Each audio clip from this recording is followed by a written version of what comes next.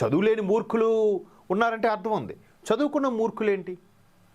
చదువుకుంటే ఇప్పుడు ఏదైతే ఈ పాకిస్తాన్, బంగ్లాదేశ్ వెధవలు తయారయ్యారో వీళ్ళకంటే చదువు లేదు, గుప్పిడి గోధుమ పిండి కోసం అలమటిస్తున్నారంటే ఒక అర్థం ఉంది.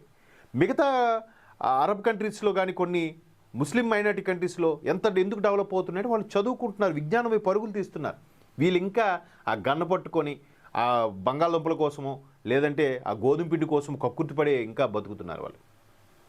సో ఎట్లాంటి వాళ్ళలో ఏదైతే వైట్ కాలర్ జాబులు చేసుకుంటూ ఉదవుతున్నారో వాళ్ళందరూ చాలా ప్రమాదం. మనతో ఆ మధ్యకాలంలో ఒక గోపీచంద్ గారి సినిమా ఏదో వచ్చింది, అందులో కూడా ఒక యూనివర్సిటీ ప్రొఫెసర్ ఆ డీన్ ఏదో అందరికీ అందరిలో సొసైటీలో మంచివాడిగా ఉంటుంటాడు, వాళ్ళు తీవ్రవాద సంస్థలతో లావాదేవీలు నడుపుతూ ఉంటాడు.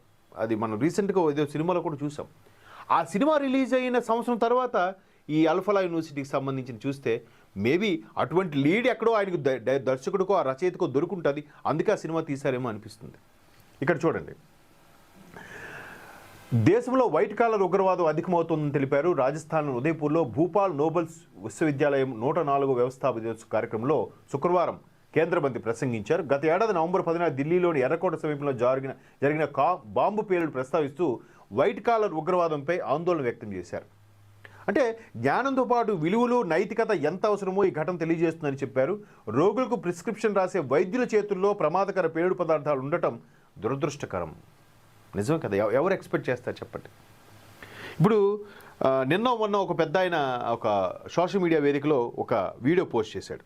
ఆ వీడియోలో ఏముందంటే హైదరాబాదు శివార్లలో ఉండే అటువైపు బాలాపూరు లేదంటే ఇటు కొంపల్లి అవుట్కట్స్ వెళ్తే చాలామంది ఈ చెత్తలు ఏరుకునే వాళ్ళు లేదంటే చిన్న చిత్తగా పనులు చేసుకునే వాళ్ళు వాళ్ళందరికీ అడిగితే వాళ్ళు పర్టికులర్గా ఒక మైనారిటీకి చెందిన వాళ్ళు ఎక్కడ వాళ్ళు బర్మా, మీదెక్కడ బర్మా, మీదెక్కడ బంగ్లాదేశ్, ఇలా చెప్తున్నారు. వాళ్ళు ఎలా ఎంటర్ అయ్యారు, ఎలా వచ్చారు, ఎలా చేసుకుంటున్నారు ఇక్కడ పని. సో ప్రమాదం ఎంతో దూరంలో లేదు. వీళ్ళందరికీ చెక్ పెట్టాలి. ఆత్మాభిమాన అహంకారంగా మారకూడదు. ఈయన అంటే నిజంగా ఆ స్టేట్మెంట్లో చాలా డెప్త్ మీనింగ్ ఉంటుంది.